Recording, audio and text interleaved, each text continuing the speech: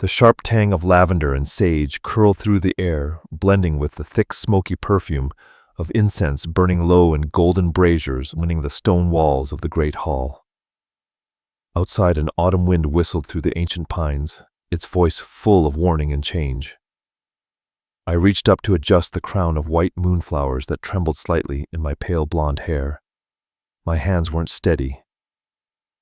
The ceremonial gown, silver stitched with moons and stars, felt more like armor than honor.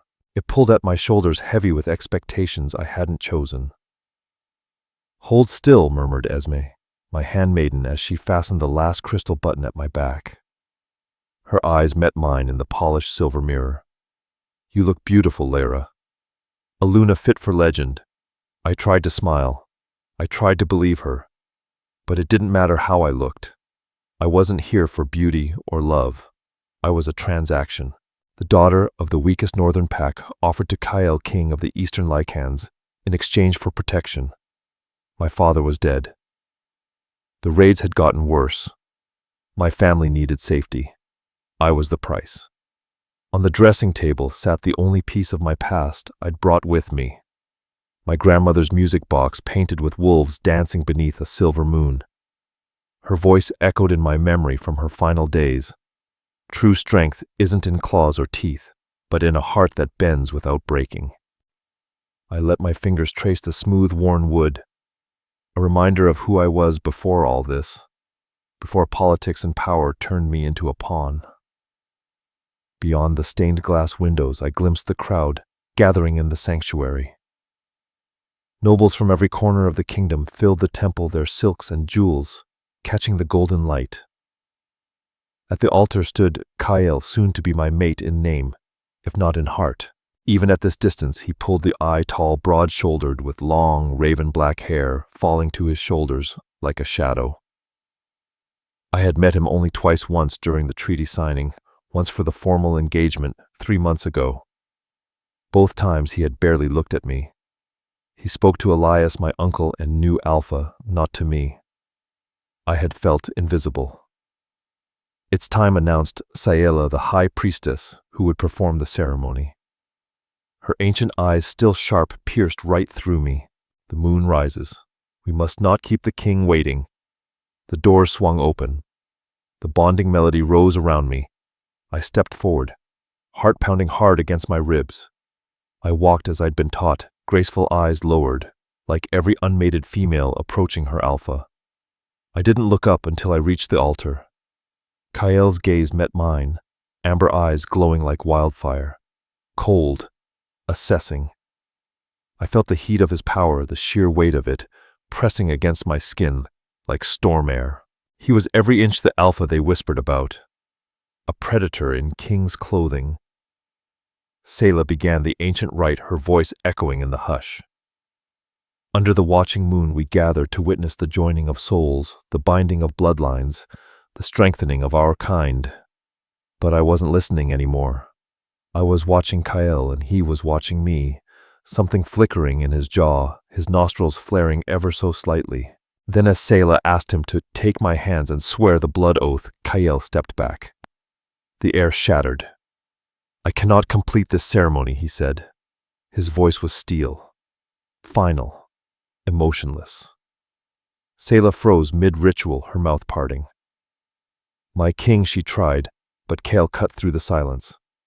"This woman," he said, still not looking at me, "carries a scent incompatible with the royal bloodline.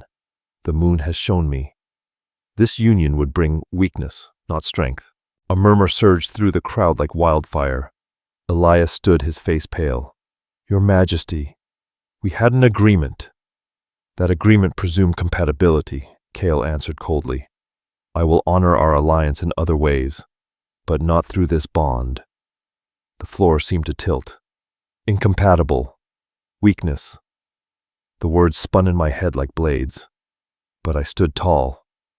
My grandmother's music box felt like lead in the hidden pocket of my dress. A heart that bends without breaking. I raised my chin and met Kyle's amber eyes without flinching. "As you wish, Your Majesty," I said. My voice didn't tremble. The moon's will is absolute. I reached up, removed the crown from my hair, and laid it gently on the altar. A final silent rejection before it could reject me again. Gasps rippled through the room. That night, while the feast went on without a bride turned into a hollow political summit, I slipped through the servant halls in plain clothes. The guards ignored me now. I wasn't their queen. I gathered what little I owned, saddled a horse, and left through the stables. Elias would understand. My presence was poison now. And I had a secret no one knew, one I had confirmed only 3 days before. I was pregnant. Twice during those short formal visits, Kyle had come to me. Not out of affection, but instinct. Both times he left before dawn with a cold whisper, "This changes nothing." He was right. For him, nothing had changed. But for me, everything had. As I rode through the dark, one hand over the tiny heartbeat inside me, I made a promise. You will never know rejection. You will never be a pawn. And you will never ever believe your worth depends on someone else's throne. I would bend. I would endure. But I would not break. Not for Kyle. Not for any king. By dawn, I reached the fork in the road that led beyond Lycan territory. I turned toward the human lands. There, in a quiet village, just outside supernatural reach, lived Mira, a woman who had once saved my life after a hunting accident. She owed me nothing, but I knew she would help. 6 months later, in a small cottage on the edge of her village, I gave birth to twins. A boy and a girl, both with my pale hair, both with their father's unmistakable amber eyes. I named them Jace and Sarah, names taken from human fairy tales, not Lycan bloodlines. Names meant to help them blend in, to hide, to survive. That first night, as I held them in my arms, watching their tiny chests rise and fall against the moonlight, leaking through the cottage window, I made them a vow, soft but eternal. Your father may wear a crown, but you'll be more than royal. You'll be free. Years passed quietly in Willowbrook, a human village tucked far enough from supernatural borders that we could pretend just for a while that we were safe. I opened a modest apothecary, using the herbal knowledge passed down through my mother's line. The twins grew strong and wild, full of spark and strength, their Lycan nature always simmering just beneath the skin.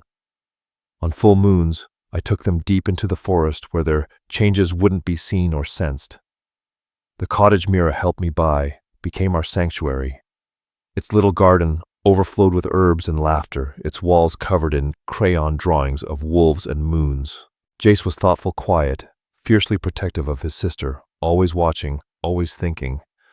Sarah, on the other hand, was a whirlwind of curiosity, her laugh bright enough to startle birds into flight. They were 5 when the question finally came. Mom, Jace asked as I tucked them into bed, "Why don't we have a dad like the other kids?" I'd rehearsed this. Not a lie, but not the full truth either. "Your father lives far away," I said gently. "He's powerful, important. He has duties that keep him from us." "Is he a king?" Sarah asked, eyes wide and glinting with excitement. Like in the bedtime stories, my breath caught. Had I slipped? Had someone told them? "What makes you ask that, sweetheart?" She hugged her stuffed wolf tightly. "Because you always say we have to be careful. Only kings have secrets worth hiding, right?"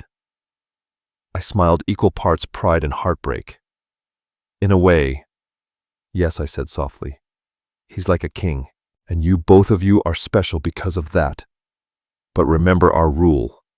They responded in unison, voices small but firm. "Never show our wolf unless we're deep in the forest with you." "Exactly." I kissed their foreheads. Now sleep my little moonbeams. Later I sat at the window, staring up at the waxing moon, wondering if Kyle ever thought of us. Of me. Of them. Did he know what he'd cast aside? Had he taken another mate? Had he ever questioned the hedge witch's lie that my scent made me unfit for his bloodline? A lie I'd paid for with my mother's jewelry, to escape a bond that would have suffocated me to death. 7 years had passed since the wedding that wasn't.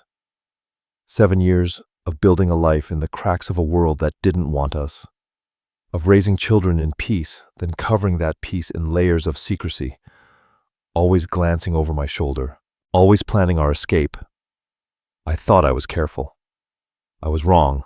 It started with a man at the market dressed too fine for our simple village, asking too many questions about the blonde herbalist with strange eyes. Then came the rumors. Royal recruiters scouring small towns for unmated women with rare bloodlines. Finally, I saw it 3 nights in a row, a massive black wolf standing at the tree line staring at our house. Still, silent, watching.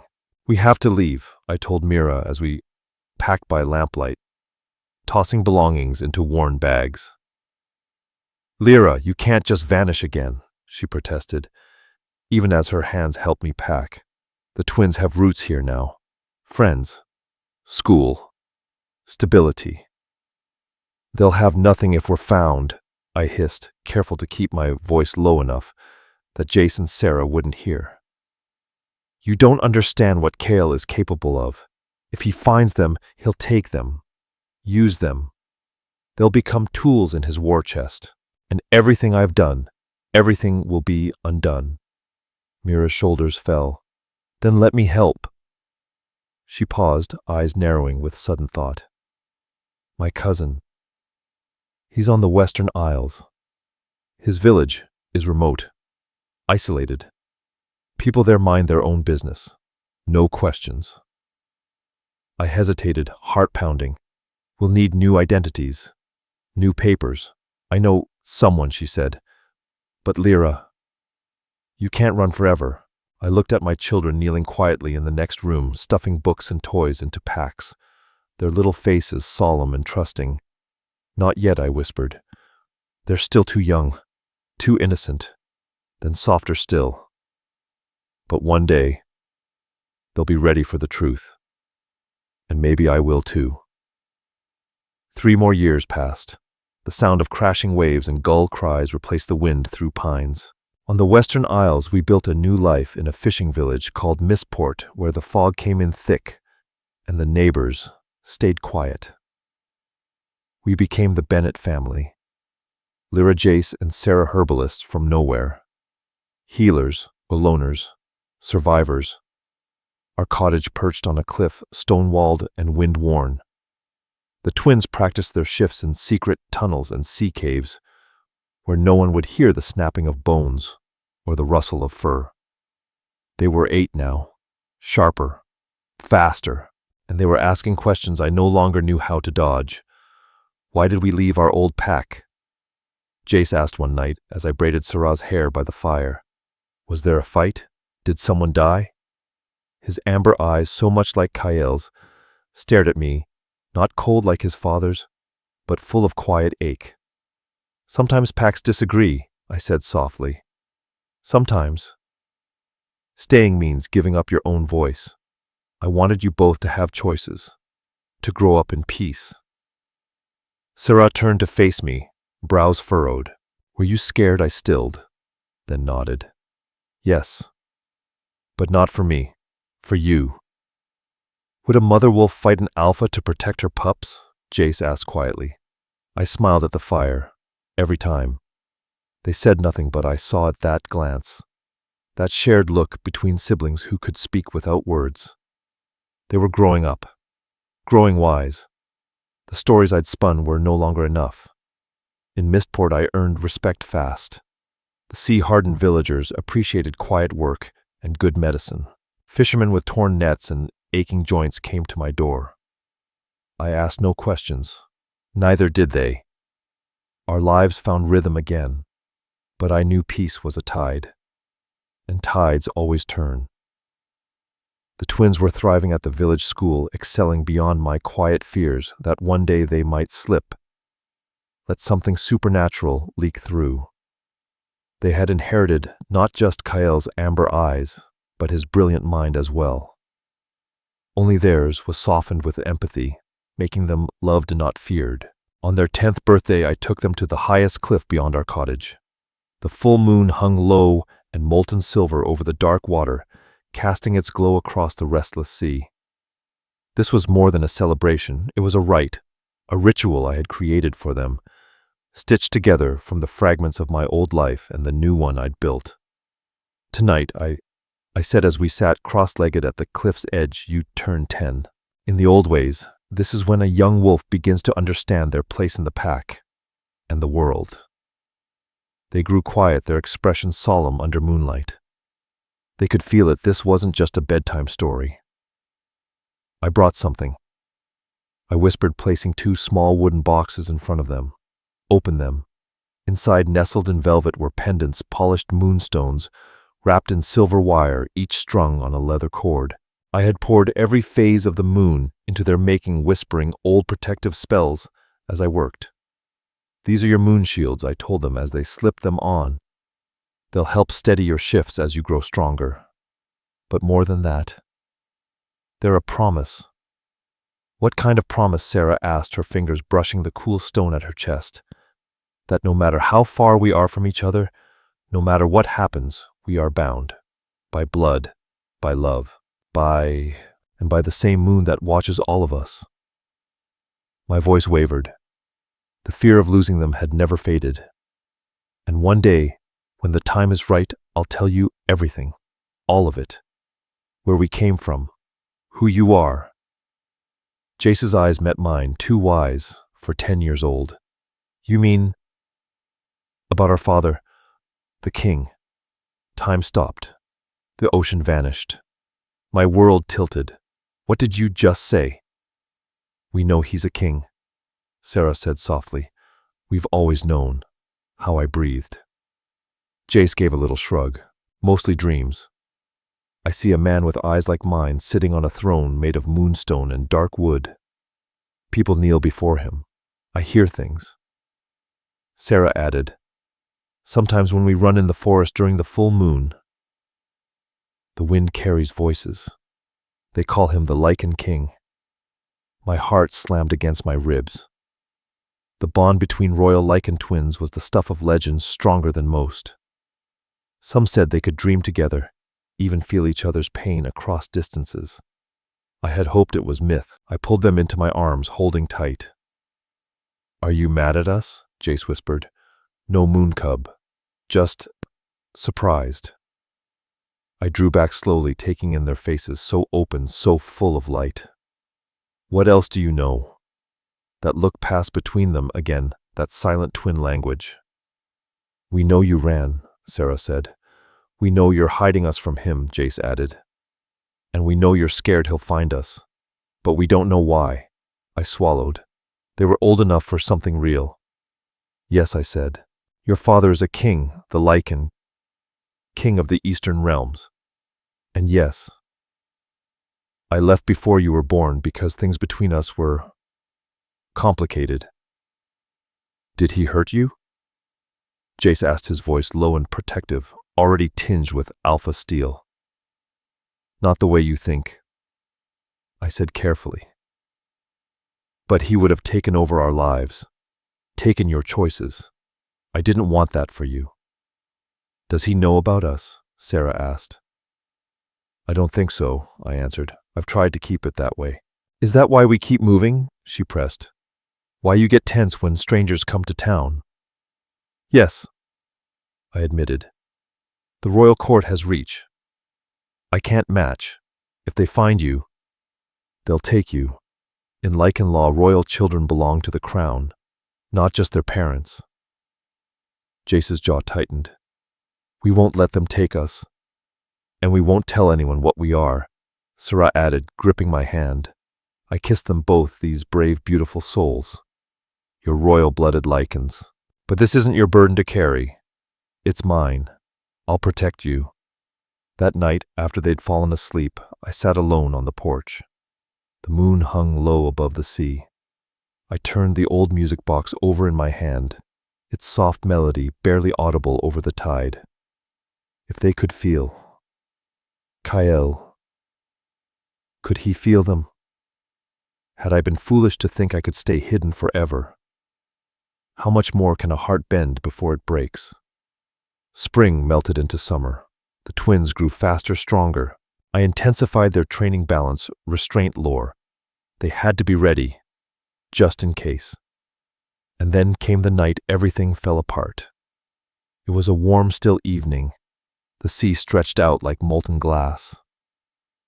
Jace and Sarah were laughing down on the beach, chasing one another across the rocks as the tide retreated. I was on the cliffs gathering sea lavender for a tincture, the hum of the harbor behind me. And then I heard it. An engine. Smooth. Too smooth. I turned and froze. A sleek black boat was docking at the village pier. 4 men stepped off. They wore matching black leather jackets. Subtle crest at the shoulder, silver moon and blade. Kyle crest. Royal guards. Predators in every movement. My blood turned to ice. I dropped the herbs and ran, staying low, slipping through gorse bushes and out of sight. The guards were already speaking to the harbor master. One held up a photo. The old man nodded. They knew. I sprinted for the beach. Jace and Sarah were laughing, jumping across tide rocks, soaked to the knees. Free. Kids, I hissed, trying to sound calm, but they heard the urgency in my voice. They ran to me instantly, water dripping down their legs. What's wrong? Jace asked, alert. We have to go. Now. Back path. I shoved them toward the trail that twisted up the cliffside, hidden by thick bushes. Is it him? Sarah asked breathlessly. Our father. No, I said. His men. I grabbed their hands as we climbed, heart-pounding. Listen to me. When we get home, you grab your packs. The emergency ones. Just like we practiced. Then we'll take the root cellar tunnel, I said. Where are we going? Jace asked, calm, too. Calm for a 10-year-old who'd already learned what it meant to run. To someone I trust. Far north. Where your father's shadow doesn't reach. I had only stayed in touch with one person from my old life, Neva, my cousin. She had married into the Free Northern Alliance, a circle of rogue packs who bowed to no crown. It was the one place left where Kyle's name meant nothing. We reached the cottage and moved in silence, efficient, practiced. Only the essentials, medicine documents, the children's keepsakes. I glanced out the window and froze. Headlights. A black SUV coiled up the narrow cliff road. Not a neighbor. Not tonight. Cellar. Now I hissed, shoving Jace and Sarah toward the kitchen, where a trapdoor waited, beneath the old rug. The tunnel was something I'd carved myself over months, hidden. Reinforced, only known to us. Jace dropped down, first, then Sarah. I turned to follow, then paused. The music box. My grandmother's lullaby. It was foolish, irrational, but I couldn't leave without it. I sprinted back to my bedside and snatched it just as the front door exploded inward. 2 men stepped through, the scent of authority clinging to them like smoke. Their eyes glowed faintly. Kyle's personal guard. His best. His bloodhounds. Clara Blackwell, one of them, said, voice like gravel. By order of King Kyle, you are to return with us to the eastern capital immediately.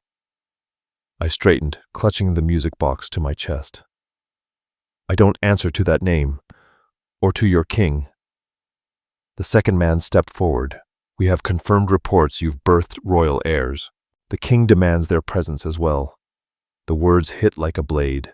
So he knew. After all these years, Kyle had discovered them. There are no children here, I lied.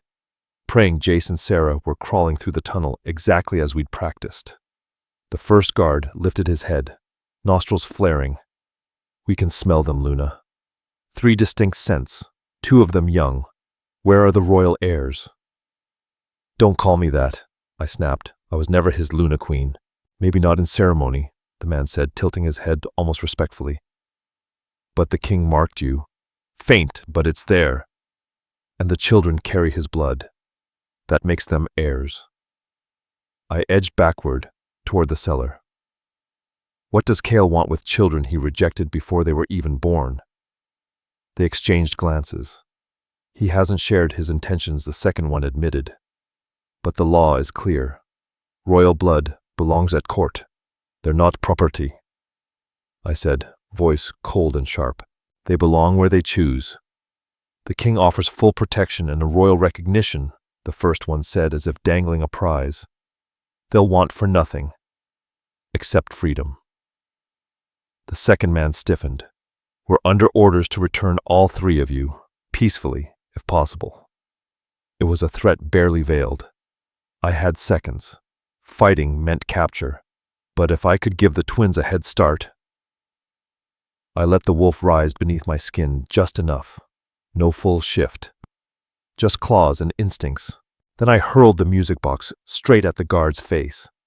He ducked. I launched myself at the second claws, raking his jaw, shoving him into his partner. Then I ran. After her, one of them shouted. The heirs must be nearby. I didn't run toward the tunnel exit. I ran the other way, along the cliff edge. Dangerous terrain, especially at night. But I knew every curve, every route, every stone. Behind me their footsteps pounded like thunder. The edge loomed ahead, rocks below, waves crashing like war drums. Enough, Clara, one shouted. They'd slowed. You've got nowhere left to run. Come peacefully, and no harm will come to you or the children. I stood at the cliff's edge, the wind tearing at my hair, salt and spray stinging my face. Tell Kyle, I said steady and clear, his children are free, and they'll stay that way. Then I leapt. The ocean hit like ice and fire. My lungs seized as I plunged into black water. I aimed for the cove's deepest part, knew it would cushion the fall, but pain still cracked through my limbs. I swam under muscles, burning lungs, screaming until I was sure they couldn't see me. When I surfaced, I was far from the cliff. On the ledge above, the guards were shouting into radios. I dove again, angling toward a narrow cave I'd found months ago, one only reachable by sea. When I finally pulled myself onto the slick rock inside, my body trembled from cold and adrenaline. I lay there coughing seawater, every bone aching. The twins. We had a rendezvous point, an abandoned lighthouse 3 miles north. I had to get there. 5 minutes. That's all I gave myself. Then I forced my limbs to move. The cave narrowed into a fissure that led to the forest above. Climbing soaked and shivering wasn't easy, but fear for my children overruled pain. I reached the woods just as flashlights began sweeping the shoreline. Vehicles. Search teams. I stayed to the shadows. Cloud cover blanketed the moon. My wolf senses sharpened. I could smell them, guards. I could hear their radios, their boots. But I slipped past.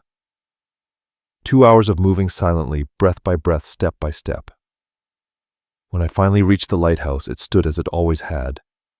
Dark, empty, forgotten. A jagged shadow against the cliffs. No lights. No movement. But that meant nothing. I'd trained them well.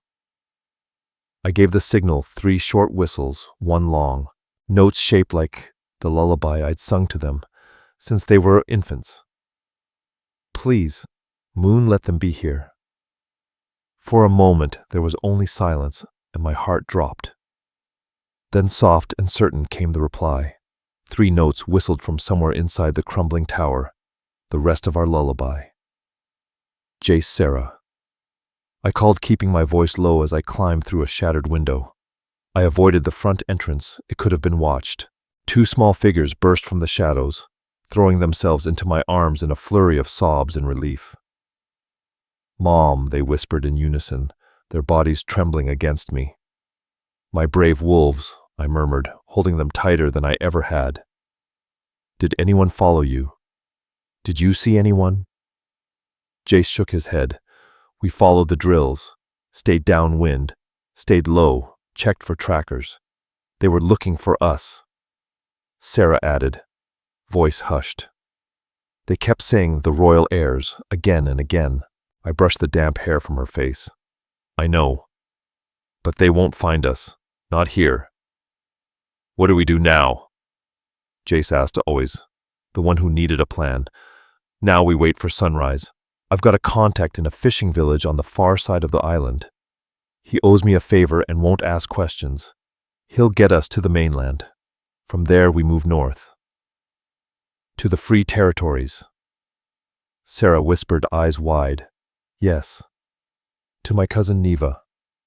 Her mate leads a pack in the alliance. They'll protect us. But what about our stuff? My books, my shell collection. Sreya's bottom lip wobbled. I cupped her face gently. Things can be replaced. Moonbeam, you and your brother, that's all that matters. We huddled together in the abandoned keeper's quarters, closed, damp hearts racing. I had no food, no fire, nothing to give them but my arms and whispered promises. Still, the adrenaline began to drain from their small bodies, and they curled into me. Sleep before the first hour passed. I didn't sleep. I listened. And I thought of Kael. How had he found out after so long? What did he want now? The guards had spoken like diplomats, cloaked in false kindness, recognition, protection, legacy. But I knew the truth. In Lycan high courts, royal children weren't people. They were political weapons. When the sky began to pale at the edges, I gently woke the twins. Together, we slipped from the lighthouse into the thick morning mist and headed toward the fishing village, tucked along the northern shore. Holt answered his door without surprise. He didn't ask who I was running from. He didn't ask why my children looked like they hadn't slept in days. By noon, we were aboard his old trawler, the Western Isles, shrinking behind us like a fading nightmare. Will they keep hunting us? Jace asked as we stood at the railing. I didn't soften the truth. Yes, your father commands forces I can't imagine. But the north is vast, and the packs there bow to no one. I don't get it, Sarah said, frowning. If he didn't want us before, why does he want us now? The same question had haunted me through the night. I don't know, I admitted. Maybe he only recently found out. Maybe something changed. Maybe he's sorry, Jace said quietly, for everything. I laid my hand on his shoulder. Maybe. But we can't risk our freedom on that. 3 long days of cautious travel brought us to the very edge of the free northern territories. Jagged peaks rose like teeth, and ancient forests whispered their secrets. Borders weren't marked by maps. Here they were marked by scent. Neva met us where we'd arranged her arms, wrapping around me before I could speak. I thought the worst when I got your message, she breathed. Are you hurt? Just tired, I said. Neva, these are my children, Jace and Sarah. She knelt before them, smiling through tears. You have your mother's fire in your eyes, she said. Welcome home, little wolves. Her mate Riven was alpha of the Stonecrest Pack, one of 7 that formed the Free Northern Alliance. Their land was a fortress of nature, a valley rich with prey, boxed in by mountains, with lookout ridges carved by time itself. Their settlement was built around a communal clearing cabins, arranged in a wide circle, and the Alpha's home perched on the highest point. You'll stay in the guest cabin, Neva insisted. It's been empty since spring. It's yours now for as long as you need. For the first time in days, the weight on my chest loosened. I looked around. This was what safety felt like. Even the twins noticed. They didn't ask. They didn't need to. They could feel it. The danger was behind us for now. That night, after Jace and Sarah were asleep, I sat across from Neva and Riven, explaining everything: the arranged bond with Kael, the rejection, the pregnancy, the escape, and now his sudden reach. Riven leaned forward, face carved by time and weather. After 10 years of silence now, he wants them. Doesn't sit right. Neva refilled my tea. There have been whispers from the east. Rebellions. Fractures. Kael's throne isn't as steady as it once was. I frowned. He was unshakable back then. His family has ruled for generations. Generations fall, Riven said simply. Royal twins would shore up his claim, parade them. Make the court remember he still bleeds silver. A knot twisted in my stomach. You think he wants to use them? It's possible, Neva said softly. But there's something else, Lyra. Royal Lycan twins. They're rare. Their bond isn't just emotional, it's power. They already show signs I confessed. They dream the same dreams. They know things about Kael. Things I've never told them. Riven leaned in, eyes narrowing. What kind of things? Impressions. They see him sitting on a throne, giving orders. They just know he's the king. Neva and Riven exchanged a weighted glance. There are old stories, Neva said carefully, about twin heirs who could magnify not just each other, but anyone linked to their blood, even kings. If Kael knows that, I whispered, he doesn't just want to acknowledge them. He wants to harness them. A chill crawled up my spine despite the fire. Riven shook his head. You'll be safe here. Our alliance doesn't take kindly to outside claims, and Kael holds no authority in free territory. I want to believe that, I said. I just want my children to be children for a little longer. They'll have that, Neva promised. Our pack protects its own. Always. They can take lessons with the other cubs, Neva had told me. Make friends. Just be kids, not fugitives. That night, for the first time in years, I slept deeply. No jolting awake at every creak of wood or gust of wind, knowing others were standing watch. That I didn't have to be the only shield between my children and the world. Let my body finally rest. And the twins, they bloomed. Within days, they were racing through the pines with the other young wolves, learning how to hunt as a pack, practicing forms and tactics, under the watchful eyes of senior scouts. They sat eagerly through Neva's history lessons in the Circle Lodge, absorbing lore and tradition. Our tradition that they'd never been free to live before. Seasons turned. Winter gave way to spring, then summer painted the forests gold. Before I could fully register it, nearly a year had passed since we joined the Stonecrest pack. Jace had become sharp, strategic, always thinking ahead in games and group drills, his instincts often praised even by elder warriors. Sarah, meanwhile, found joy in healing. She spent hours beside me, learning roots and tinctures, fusing old Lycan methods with the herbal skills I'd developed while hiding among humans. My role in the pack had evolved naturally. I started in the communal kitchens with Neva.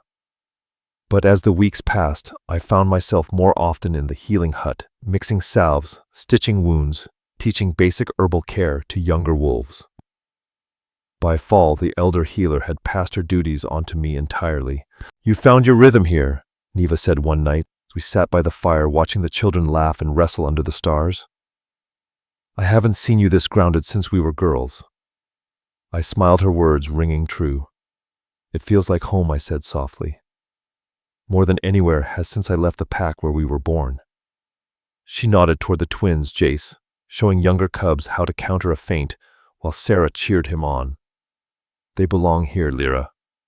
I know, I said quietly. They do.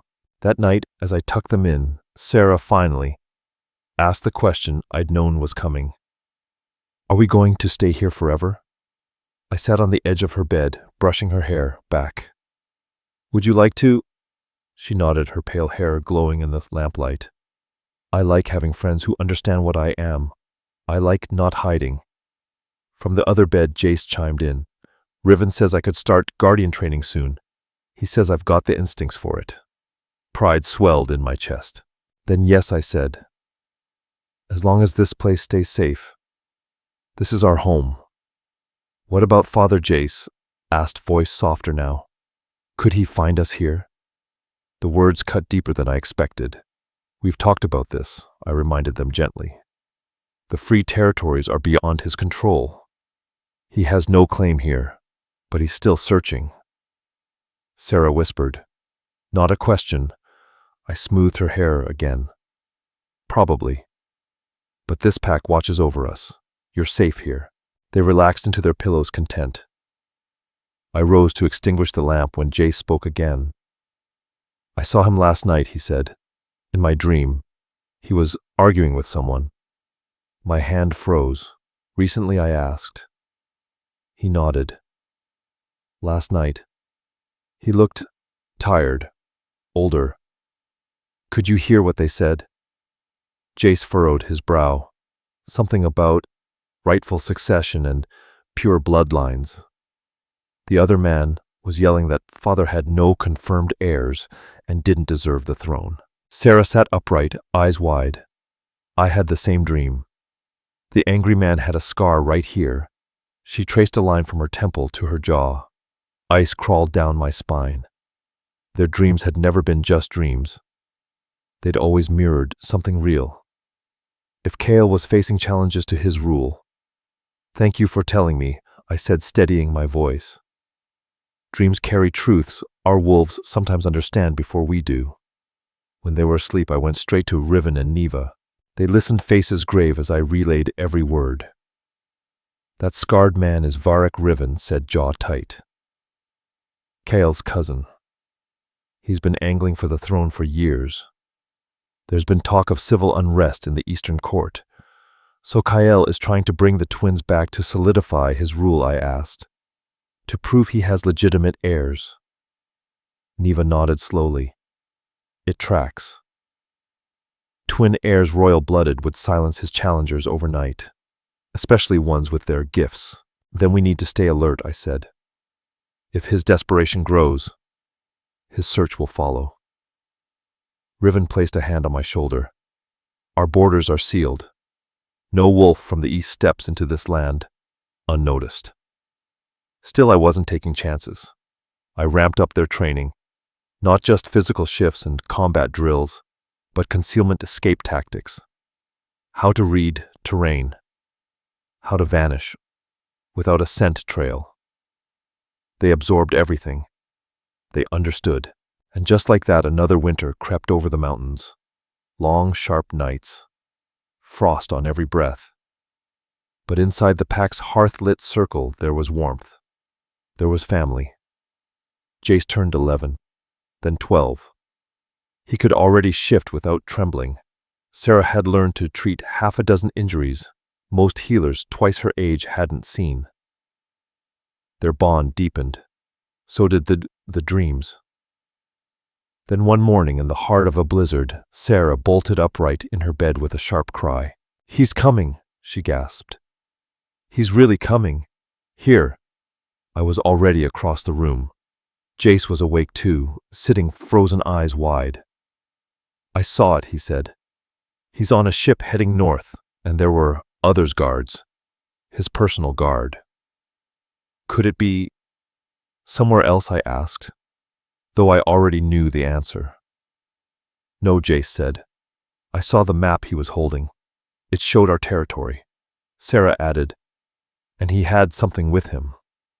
Something small. It shined when the light hit it." "What was it?" I asked, but I already knew. "Your music box," she whispered. "The one with the wolves painted under the moon. The one I'd thrown at the guards. The one that had once belonged to my grandmother. That music box, my scent, my essence, it held more than memory. It was a beacon. A link powerful enough for any skilled Lycan to track across miles of wilderness. I thought I'd lost it. Thought it had been shattered in the chaos. But instead, it had become a compass. A direct line to us. I sent Jace and Sarah to dress my voice calm, but clipped, then raced through the compound toward Riven and Neva's cabin. Within the hour, the council had assembled inside the great lodge, firelight flickering across grave expressions.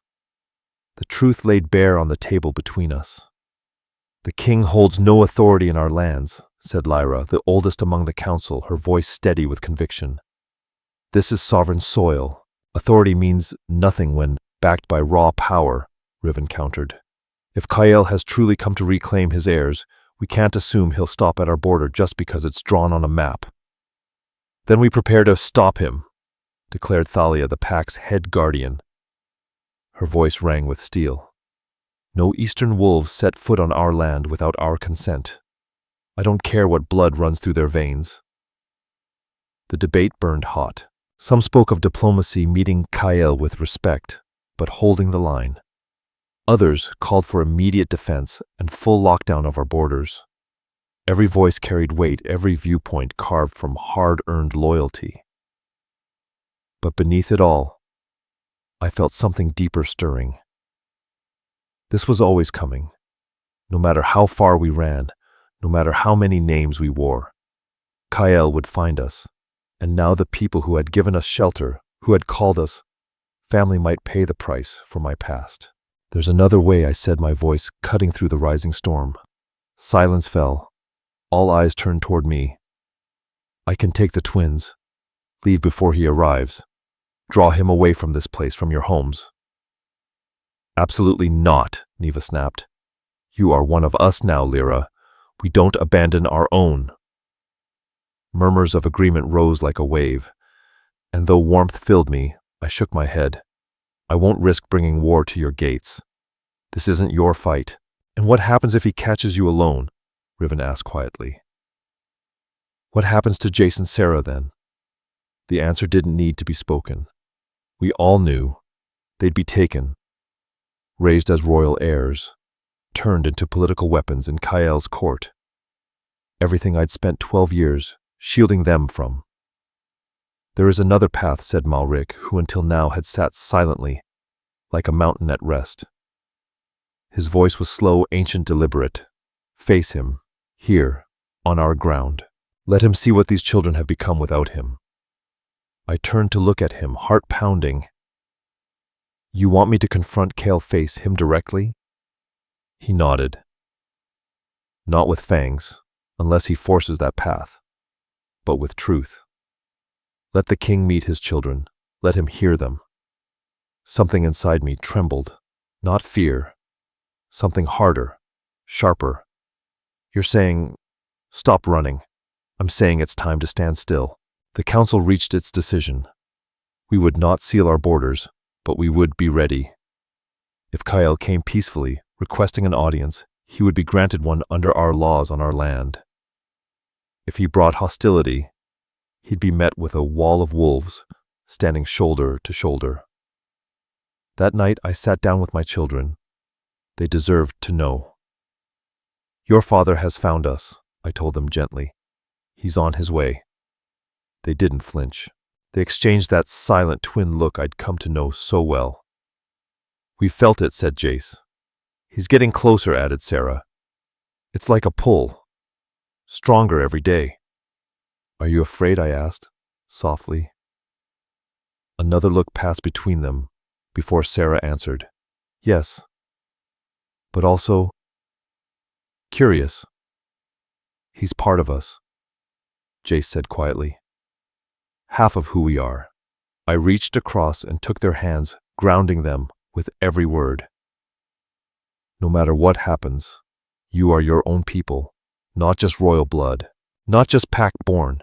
You're Jace and Sarah. First and always. Your choices are yours. What if he tries to take us? Sarah's voice trembled for the first time. He won't, I said steady. And even if he tries, you have rights. Even Eastern law recognizes your voice now. You're not children anymore. And if we wanted to know him? Jace asked, hesitant. Would that make you mad? The question hit like a blade. How could I blame them? I would never be angry with you for wanting to know your father, I said carefully. But I will make sure he doesn't manipulate you or use you. They nodded, thoughtful. Then came the question I dreaded most. Do you hate him? Sarah asked. For what he did at the wedding. My throat tightened. I don't hate him, I said at last. I feared him once.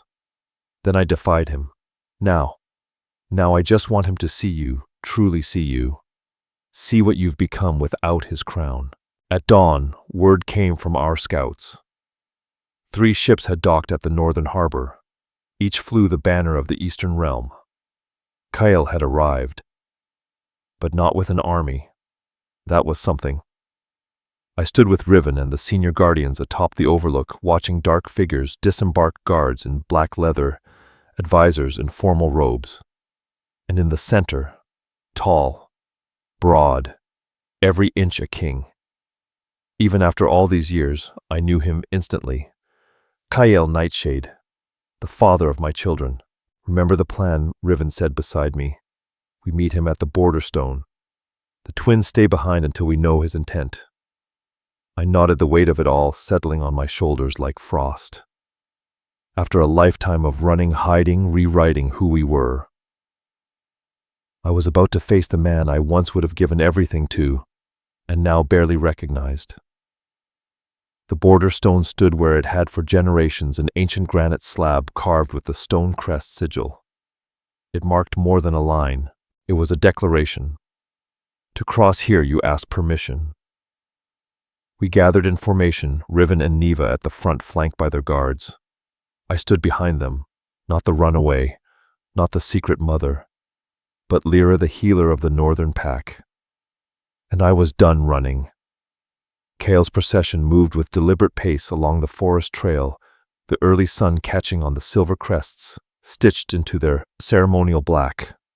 No armor, no visible weapons, just the quiet power of wolves who didn't need to show teeth to remind you they could bite. And then, there he was. He stepped into view, tall and composed, close enough now that I could see the marks time had carved into him. Silver touched his temples. Faint lines bracketed his eyes. But the amber in those eyes, that molten fire that both my children carried, was unchanged. And for one long heartbeat those eyes locked with mine. No one spoke.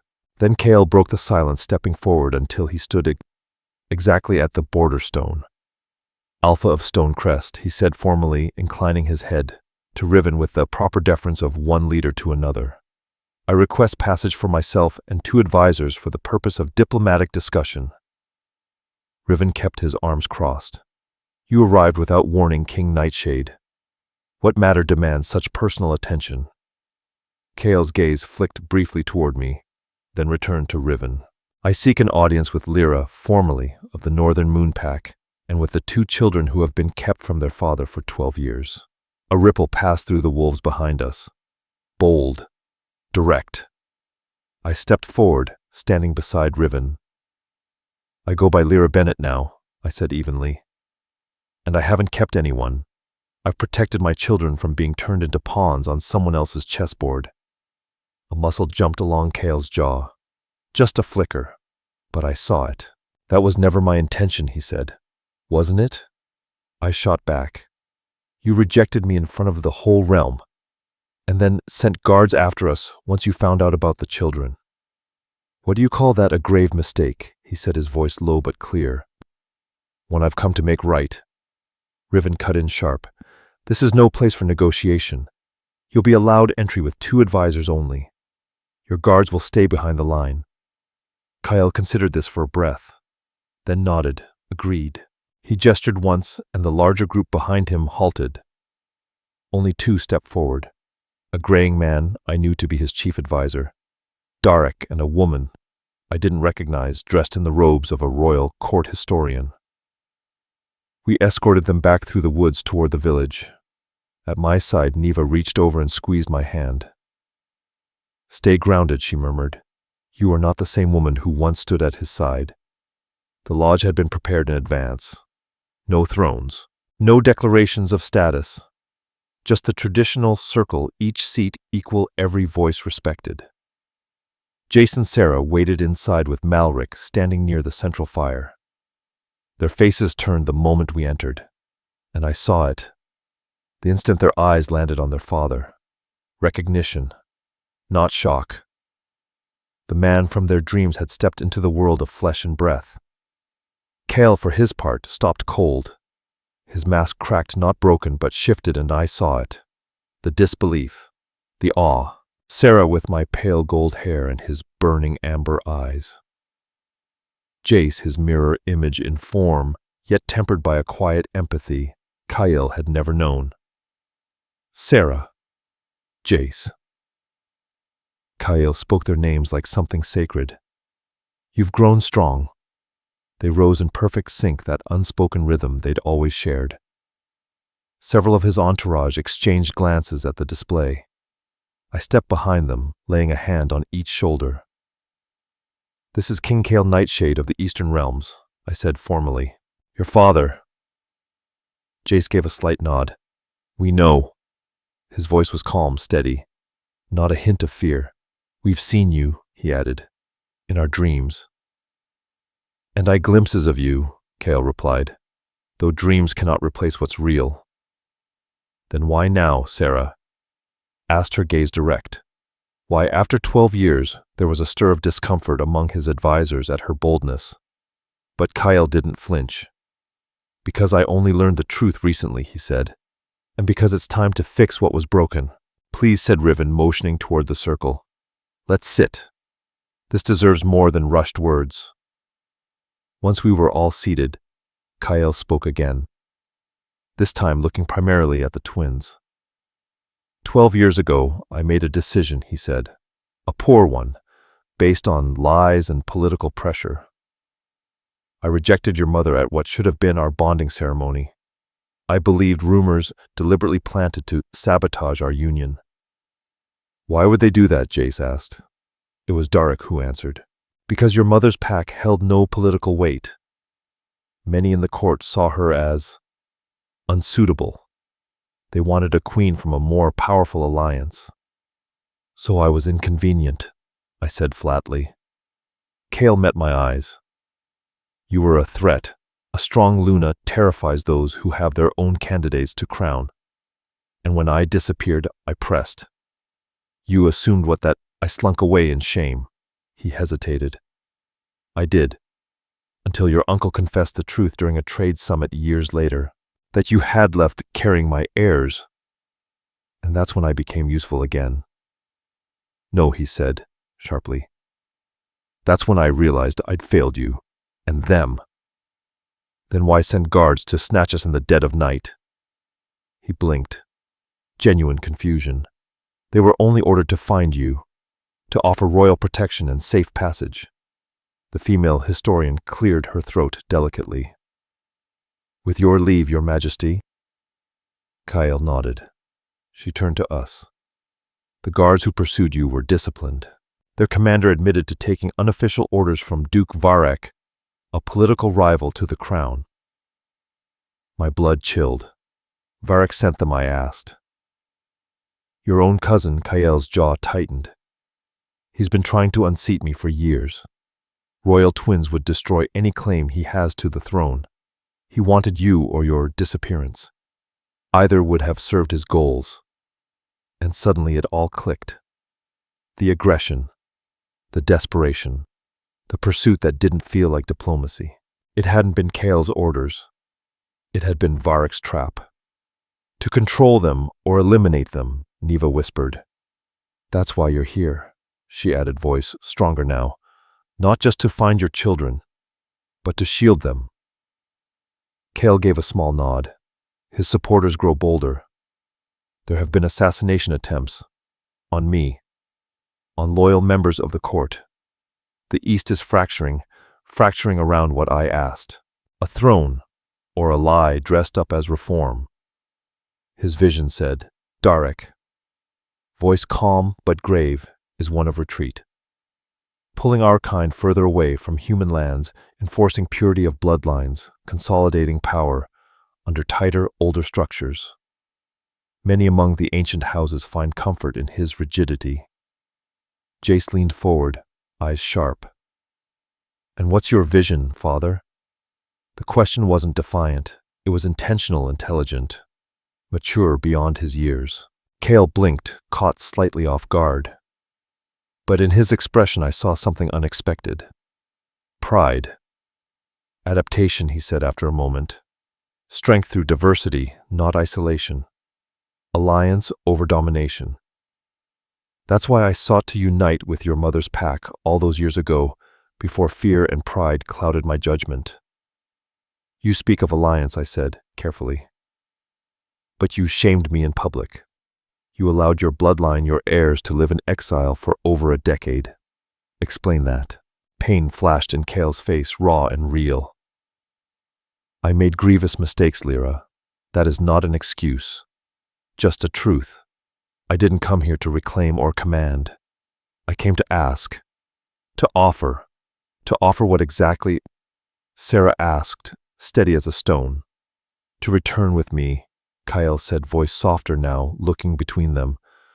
Not as prisoners, not as tokens, but as my children acknowledged heirs of the Eastern Court. And your mother, he added, turning to me as a trusted advisor. With full autonomy, I stared at him, disbelief anchoring my voice. You expect me to believe you've had some grand change of heart, that suddenly I'm more than a political inconvenience. He met my eyes without flinching. What I valued or failed to value back then, it no longer matters. What does is now. What matters is them. He nodded toward Jace and Sarah, and yes, what matters is you. His words didn't come from a throne. They came from a man, one who'd lost something, and finally realized it. You were the woman brave enough to defy a king to protect her young. The woman who carved a life of meaning and safety, where none was given. I failed to see that, but I see it now. Silence settled over the lodge. The twins exchanged that quiet, wordless connection they'd shared since the womb. We need time, said Jace, his voice calm, to think, to talk, as a family. Of course, Kale agreed without hesitation. I'll remain in the harbor town for 3 days. Whatever you decide, I'll honor it. As the meeting closed and his party began to exit the lodge, Kale paused beside me in the doorway. We stood side by side watching the twins talk with Riven and Malric by the central fire. They're extraordinary, he murmured. You've done well. I've raised them free, I corrected. He nodded. Free to choose. Maybe that's where their true strength comes from. It's something the court has forgotten, but needs more than ever. And if they say no, I asked. Kyle turned fully to me. Then I will visit only when allowed. I will see to your protection against Varric and any loyalists who threaten you. And I will hope sincerely that maybe, someday, I can earn your forgiveness, not as king, as a man who let politics blind him to what should have been the greatest joy of his life. 3 days later, as the summer sun dipped behind the jagged northern peaks, we gave Kyle our answer. We would return to the Eastern Court, but not to surrender our lives. It would be, for 1 year, a trial, a time to explore the legacy Jace and Sarah never had the chance to know. They would learn, observe, train, and remain forever bound to the Stonecrest pack. I would go as their mother, and as an advisor, not a subordinate. I retained the right to leave at any time with my children if I sensed danger or deceit. As our modest caravan rolled away from the mountains, Jace and Sarah rode ahead with Kyle, their voices light, their backs straight. I followed behind with Neva, who refused to let us go without her acting as both emotional anchor and pack ambassador. And as we rode, my mind drifted to the small music box packed among my belongings. True strength isn't in claws or teeth, but in a heart that bends without breaking. 12 years I had bent beneath shame, bent beneath fear, bent to protect the 2 hearts that now rode freely before me, but I had never broken. And now, maybe it was time to stand tall, to face everything I once fled, not with fear, but with everything those years had carved into me. Ahead I heard Jace laugh. Something Kyle said had caught him off guard. Sarah chimed in with a bright question about the eastern forests. They weren't prisoners being dragged to court. They were wolves born of 2 worlds stepping into a legacy that had once been hidden from them. Whether the Eastern Court would accept them or try to twist them was still unknown. Whether Kyle's redemption was genuine or merely strategy cloaked in repentance, that too remained to be seen. But whatever came next, we would face it together. No more hiding, no more running, only moving forward.